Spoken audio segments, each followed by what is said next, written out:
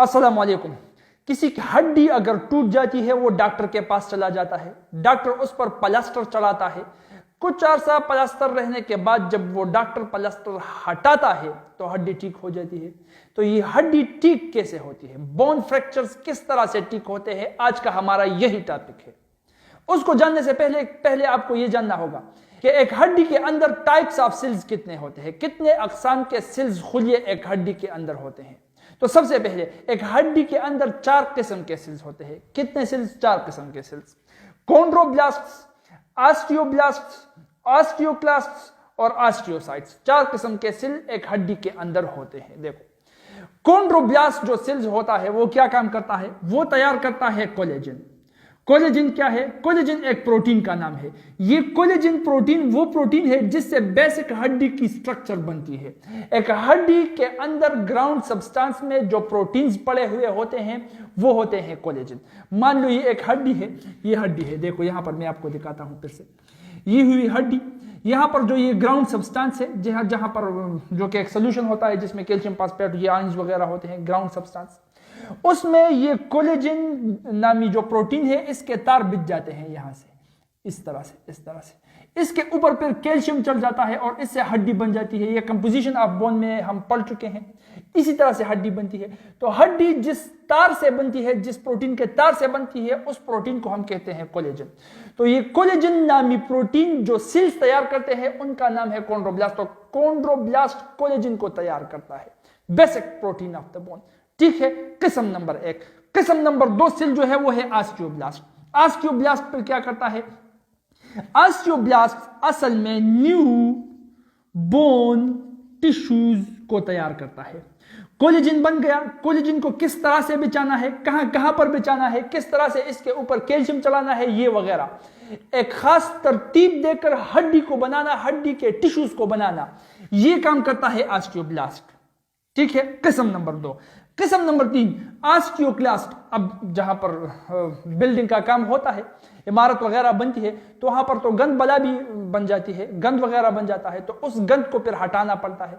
तो उस गंद को हटाने का जो काम करता है यहां पर, सेम यहां पर जब हड्डी बन रही है, कुछ हड्डी के सेल्स डेड भी हो जाते हैं, कुछ मर चुके होंगे पहले से, तो वो जो डेड सेल्स है, जो अनवांटेड टिश्यूज है, उनको हटाना है। उनको हटाने का काम जो करता है वो ऑस्टियोक्लास्ट करता है। तो ऑस्टियोक्लास्ट क्या करता है? It removes unwanted cells, materials वगैरह, जो सेल्स डेड हो जाते हैं। अब मर गया सेल, जो मर गया वो किसके क्या काम आ सकता है? वो तो किसी काम का ही नहीं रहा, जीरो बन गया, उसको अब हटाना है। तो जो डेड सेल्स है, जो किसी काम के नहीं है, उसको हटाने का काम जो सेल्स करते हैं उनको हम कहते हैं ऑस्टियोक्लास्ट। ये भी हो गया। अब ये ऑस्टियोसाइट जो है ये कंट्रोलर है। ये क्या करता है? ये कंट्रोलर है। It gives signals to all cells. जितने भी ये सेल्स के अकसाम हमने पढ़े हैं, कॉन्ड्रोब्लास्ट, ऑस्टियोब्लास्ट, ऑस्टियोसाइट्स, इनको ये ऑस्टियोसाइट सिग्नल प्रोवाइड करता है और इनको चलाता है, मतलब इनको कंट्रोल करता है। फॉर एग्जांपल, इस कॉन्ड्रोब्लास्ट को ये ऑस्टियोसाइट सिग्नल भेजेगा, कॉन्ड्रोब्लास्ट को पूछेगा कि कॉन्ड्रोब्लास्ट, वहां पर कोलेजन की जरूरत है, तुम कोलेजन क्यों नहीं भेजे? वहां पर कोलेजन भेजो, शाबाश। कितने अमाउंट में कोलेजन चाहिए उतने अमाउंट में भेज दो। ये सारे सिग्नल्स यहां से आएंगे। जब कोलेजन वहां पर पहुंच गया, फिर इसको कहेगा ऑस्टियोब्लास्ट को कि तुम क्यों टुकर टुकर देख रहे हो, इस कोलेजन के ऊपर कैल्शियम चढ़ा के बोन मैट्रिक्स में फिट करके नए बोन टिश्यूज क्यों नहीं बनाते? ये तुम्हारा काम है। सिग्नल यहां से आएगा, सिग्नल इसको कहेगा। अब इसके बनाने के दौरान जो डेड सेल्स है जिनको हटाना है, जो मटेरियल ब्लड जर्म्स वगैरह सेल्स है जिनको हटाना है, जो कि किसी काम के है नहीं, गंद है, कचरा है, उसको हटाने का जो काम ऑस्टियोक्लास्ट करते हैं, इसको भी सिग्नल ऑस्टियोसाइट देगा कि यहां पर ये गंद मच गया है, वहां पर गंद पड़ा हुआ है, वहां पर गंद पड़ा हुआ है, इसको हटा लो वहां से। ऑस्टियोक्लास्ट को सिग्नल देगा ऑस्टियोसाइट्स।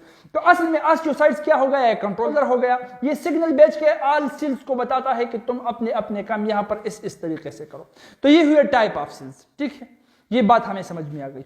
अब देखो, अब वन व्हीलिंग कर रहे हो, लोगों को दिखा रहे हो, मोटरसाइकिल पर बैठे हो, वन व्हीलिंग कर रहे हो, लोगों को दिखा रहे हो कि मैं तो बड़ा तगड़ा आदमी हूं, मैं तो बहुत ही कामयाब बंदा हूं, मोटरसाइकिल पर बैठकर मोटरसाइकिल को एक व्हील से चला सकता हूं, एक टायर से चला सकता हूं।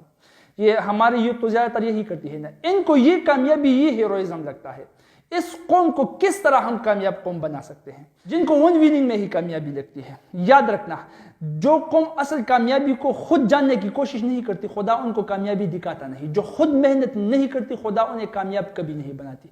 यही अपने नेशन को तो हमने यही चेंज करना है, यही एजुकेशन देना है कि उनको समझ आ जाए कि असल कामयाबी है क्या, कहां पर है, एजुकेशन में है, तालीम में है, कैसे है। यही तो हम कर रहे हैं। तो खैर वो अलग बातें हैं। मान लो आप वन व्हीलिंग कर रहे हो हीरोइक स्टाइल में, टिकटॉक बना रहे हो, लोगों को खुद को दिखा रहे हो कि हाँ मैं वन व्हीलिंग कर सकता हूं, मैं तो एक हीरो हूं, और धड़ाम से गिर गए, मोटरसाइकिल से एक्सीडेंट हो गया, तो क्या हो गया, हड्डी टूट जाएगी। अब हमारे जैसा सिंपल बंदा अगर हो तो यही कहेगा कि आय माँ हड्डी टूट गई, और अगर आप जैसा स्टाइलिश होगा तो क्या कहेगा, oh my god my bone is broken. खैर हड्डी टूट गई, जो भी हो हड्डी टूट जाएगी। अब हड्डी टूट गई, डॉक्टर के पास चला जाएगा, डॉक्टर प्लास्टर लगाएगा, प्लास्टर को कुछ अर्सा रहने के बाद हटा दिया जाएगा और हड्डी वहां पर ठीक ठाक पर होगी। ये हड्डी ठीक होती है कैसे, उसको हम एक्सप्लेन करते हैं 4 स्टेप्स में।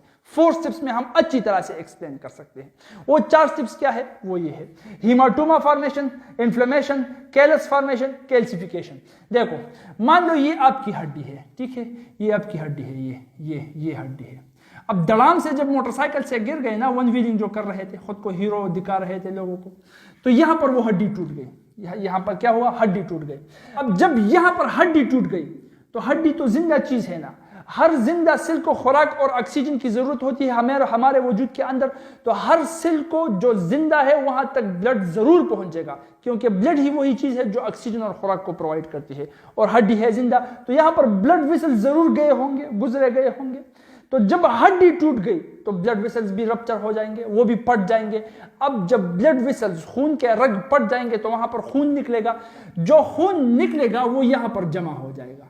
यहां पर क्या होगा, खून जमा हो जाएगा।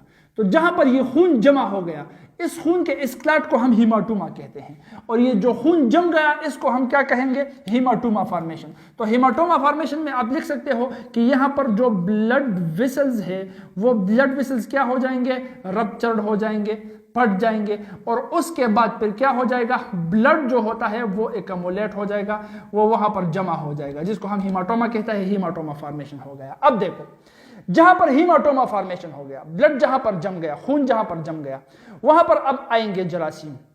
जरासीम का एग्जाम्पल बिल्कुल ऐसे ही है जिस तरह के हमारा दुश्मन होता है। दुश्मन हमारा कमजोर पॉइंट देखता है, उसी कमजोर पॉइंट पर अटैक करके हमें कमजोर बनाता है, और भी कमजोर बनाता है, हमें शिकस्त देता है। इसी तरह से जरासीम भी होता है। जरासीम भी वजूद के अंदर कमजोर जगहों को निशाना बनाता है, और वहां पर वो अटैक कर सकता है अपने खुराक लेने के लिए और हमें खत्म करने के लिए। तो अब जहां पर हड्डी टूट गई है, ये जगह कमजोर हो गई, यहां पर अब करेंगे क्या, जरासीम अटैक। तो यहां पर जरासीम आ जाएंगे, जरासीम जर्म्स यहां पर अटैक करेंगे। अब जरासीम जब यहां पर आ गए तो जरासीम से लड़ने के लिए हमारे वजूद के अंदर हमें खुदा ने एक आर्मी दी है, हम पढ़ चुके हैं ब्लड के अंदर, जिसको हम कहते हैं WBC, सफेद खून, व्हाइट ब्लड सेल। वो व्हाइट ब्लड सेल हमारी वजूद की वो आर्मी है जिसको हम एंटीबॉडीज भी कहते हैं, मुख्तलिफ शक्लों में मौजूद होती है, जरासीमों के साथ लड़ती है, उनको खत्म करती है। तो यहां पर इनसे लड़ने WBC भी आ जाती है, WBC। तो WBC हीमाटोमा के अंदर दाखिल हो जाती है, जहां पर जर्म्स होते हैं उनसे लड़ते हैं और उनको खत्म करने की कोशिश करते हैं। अब इन जरासीम और WBC की लड़ाई के दौरान जब जरासीम मरते हैं तो वहां पर सोजिश और दर्द होती है, उसी सोजिश और दर्द को हम कहते हैं इन्फ्लेमेशन। तो यहां पर पहले जरासीम का खात्मा होगा, जहां पर इन्फ्लेमेशन होगा, और वही इन्फ्लेमेशन हड्डी को पाक बनाएगा। देखो जब हमारा कोई जगह स्किन जख्मी हो जाता है, जहां पर कट लग जाता है, तो उसको साफ करने के लिए डॉक्टर क्या यूज करता है, डिटोल या स्पिरिट। जो स्पिरिट यहां पर यूज होता है, तो जब स्पिरिट वहां पर लगाया जाता है तो वहां पर सोजिश होता है। क्यों? क्योंकि वहां पर जरासीम को हमें मारना है। इसी तरह से यहां पर जरासीम को मारना है, मारता कौन है, WBC। तो सोजिश तो होगा, इन्फ्लेमेशन होगा, तो यही इन्फ्लेमेशन हड्डी के लिए अच्छा है, जरासीम खत्म हो जाएगा। तो स्टेप नंबर 2 इन्फ्लेमेशन क्या होगा, जहां पर ये जरासीम है, जर्म्स, इस पर अटैक करेंगे, व्हाइट ब्लड सेल्स इसको खत्म करेंगे, वहां पर इन्फ्लेमेशन होगा। अच्छा अब ये भी हो गया। अब क्या होगा, अब ऐसा होगा कि ये ऑस्टियोक्लास्ट जिसका काम है अनवांटेड सेल्स को रिमूव करना, ये हीमाटोमा जो बन गया था, ये हीमाटोमा, इसको हटाना, इसके साथ साथ जो जरासीम और WBC मर गए हैं, अनवांटेड मटेरियल है, इन सारों को हटाना अब ऑस्टियोक्लास्ट का काम है। क्योंकि ऑस्टियोक्लास्ट वो मजदूर है जो अनवांटेड मटेरियल को, जो मटेरियल नहीं चाहिए, फजूल का मादा है, उसको हटाना है। तो ऑस्टियोक्लास्ट उस फजूल के मादे को हटाएगा। ठीक है, अब ये कैलस फॉर्मेशन हो रहा है, कैलस फॉर्मेशन। ऑस्टियोक्लास्ट आएगा, क्या करेगा? Osteoclast, osteoclast, osteoclast, osteoclast, osteoclast आकर अनवांटेड मटेरियल को हटाएगा, अनवांटेड मटेरियल को हटाएगा। यहां पर हम पढ़ चुके हैं, ठीक है। फिर क्या होगा? फिर उसके बाद आएगा कॉन्ड्रोब्लास्ट। कौन भाई साहब आएगा? कॉन्ड्रोब्लास्ट। और हम कॉन्ड्रोब्लास्ट भाई साहब को जानते हैं कि इसका काम है कोलेजन फॉर्मेशन। तो ये यहां पर आकर कोलेजन को बनाएगा, कोलेजन। यहां पर ये कोलेजन बिछाएगा, वही तार बिछाएगा, वही कोलेजन प्रोटीन बिछाएगा जिससे हड्डी बनती है। कोलेजन बिछ गया। अब जब कोलेजन बिछ गया उसके बाद यहां पर आएगा कौन? ऑस्टियोब्लास्ट। कौन आएगा? Osteoblast, osteoblast. ऑस्टियोब्लास्ट हम पढ़ चुके हैं कि ऑस्टियोब्लास्ट अब क्या करेगा? वो एक तरतीब देगा इस कोलेजन को, ग्राउंड मैट्रिक्स को, वहां पर जो कैल्शियम फास्फेट है उसके इन सारी चीजों को एक तरतीब देगा, एक खास तरतीब जो कि एक हड्डी के अंदर होती है, उस खास तरतीब में इसको अरेंज करेगा ये ऑस्टियोब्लास्ट। ऐसा ना हो कि कहीं खराब तरतीब वाली हड्डी ना बन जाए जो किसी काम के पर नहीं हो।